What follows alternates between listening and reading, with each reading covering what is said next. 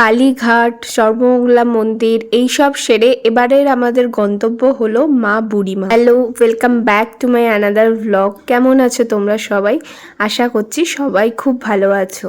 আর এই ভালো আমাদের যে রাখেন তাকে তো সব সময় মনে রাখতে হয়। সেই উদ্দেশ্যেই আজকে আমাদের গন্তব্য হলো নদিয়া জেলার বহু প্রাচীন একটি মন্দির, বহিরগাছি গ্রামের মা বুড়িমার মন্দির। এটি একটি কালী মন্দির। আজ একদম সকাল সকাল মা আমাকে ঘুম থেকে তুলে বলল, চল একটু বুড়িমার দর্শন করে আসি, আজকে মঙ্গলবারও আছে আর সকাল সকাল গেলে অতটা রোদও লাগবে না। এটা আমাদের যদিও বাড়ির একদমই কাছে তা নয়, বেশ খানিকটা যেতে হয়। আর এইটা হলো মায়ের আদি বাসস্থান, যেটাকে পুরো নতুন রূপে সাজানো হয়েছে। গাছটাকে এখনো পুজো করা হয়, তবে তার চারিপাশটা নতুন করে ঘর হিসাবে বানিয়ে দেওয়া হয়েছে, যাতে পুজো করতে বা ভক্তদের কোনো রকম কোনো অসুবিধা না হয়। এতটা সকাল সকাল যাওয়ার কারণেই মায়ের এতটা কাছ পর্যন্ত আমরা যেতে পেরেছিলাম। অন্যান্য সময় যখনই আসি বাইরে থেকেই প্রণাম করতে হয়, এতটাই ভিড় থাকে যে এই পর্যন্ত কাউকেই আসতে দেওয়া হয় না। এখানে পুরোহিত পুজো করেন আর চলে যায়, আমাদের বাইরে থেকেই ধূপ গড়িয়ে আসতে হয়। তবে আজকে এতটাই সকালে এসেছিলাম যে আমরা খুব ভালোভাবে মাকে দর্শন করে আশীর্বাদ নিয়ে তারপরে আসতে পেরেছিলাম। তবে যে মন্দিরে এখন পুজো হয় সেই মন্দিরটা তখনও খোলেনি। তবে কি বলতো, এই মন্দিরটা অনেকটা বড় এরিয়া নিয়ে, আর এই মন্দিরের বাইরে আরো অনেক ছোট ছোট মন্দির আছে, সেগুলোও আমি তোমাদের সাথে শেয়ার করছি। তার আগে বলি, ভেতরে যে আমি গাছটা দেখালাম, যেটা মায়ের আদি বাসস্থান হিসাবেই এখানে পরিচিত, তার বাইরের অংশটা কিছুটা এরকম ছিল। তো আমি বলছিলাম ছোট ছোট মন্দিরের কথা, সেটা হলো এরকম। এটা হলো গোপালের ঘর। গোপালের সাথে সাথে দেখো ছোট্ট ছোট্ট অনেক গোপাল রাখা আছে এখানে।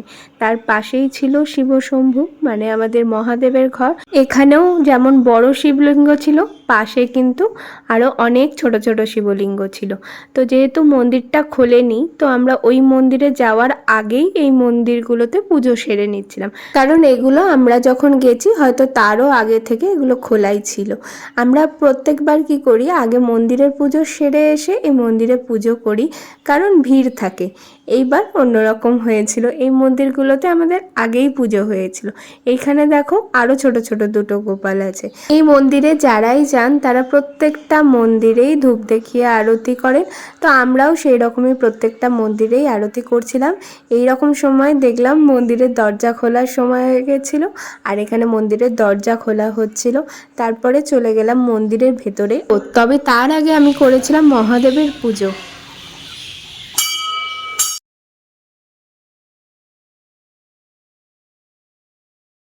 মায়ের মন্দির তো একটাই, দুটো আলাদা আলাদা জায়গায় ভাগ করা। যেমন একদম আদি মন্দিরটা এখানে, ঠিক তার অপোজিটেই ছিল যে মন্দিরে এখন পুজো হয় সেই মন্দিরটি।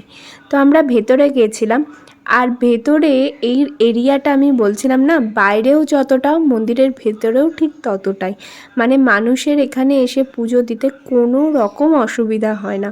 ছোট ছোট বাচ্চা মেয়েরাও এখানে এসে পুজো দেয়, তাদের বাবা মার সাথে আসে। আমাদের গ্রামের প্রত্যেকটা বাড়িতেই শুভ কিছু অনুষ্ঠান হলেই ঠিক তারপরেই এখানে মায়ের কাছে দর্শন করে আসে। সেটা বিয়েও হতে পারে, বাচ্চার অন্নপ্রাশনও হতে পারে। যেমন আমিও আমার বিয়ের পরে রনিকে নিয়ে গিয়ে এখানে পুজো দিয়ে এসেছিলাম। আমরা যখন ঢুকলাম মন্দিরে, মন্দির তো বন্ধই ছিল, কিন্তু আমাদের পুজোগুলো সাজাতে সাজাতে মায়ের মন্দির খুলে গেল। প্রথমেই মাকে একটু দর্শন করে চলে গেছিলাম ঘন্টার কাছে। ততক্ষণে মন্দিরের পুরোহিত সব কিছু সাজাচ্ছিল খুব ভালো করে। যিনি পুরোহিত তিনি আমারই এক দাদা হন। আর এখানে ছিল একটা বড় ঘন্টা।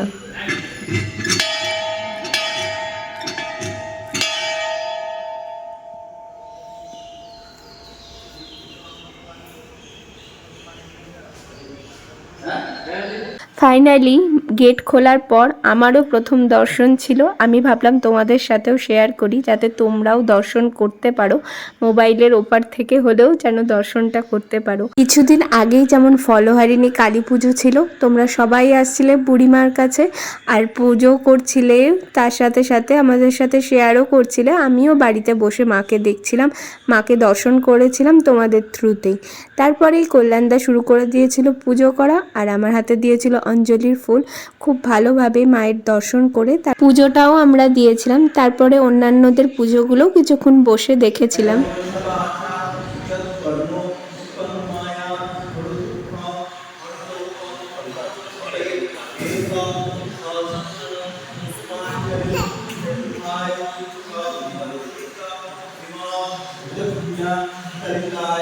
কল্যাণদা এখানে যে মাকে মালাটা পরাচ্ছিল দেখেই মনে হচ্ছিল কেউ নিশ্চয়ই নিজের হাতে এটা বানিয়েছে। আমি হয়তো জানি না, তবে এই মালাটা মাকে পরে খুবই সুন্দর লাগছিল। যে বানিয়েছো খুব ভালো বানিয়েছো। তবে এই মালাটা যত বড় সাইজ, কিন্তু এই মালাটা যিনি এনে দিলেন তার সাইজ কিন্তু একদমই ছোট, মানে একটা বাচ্চা ছেলে কল্যাণদাকে এই মালাটা তার হাতে দিয়েছিল।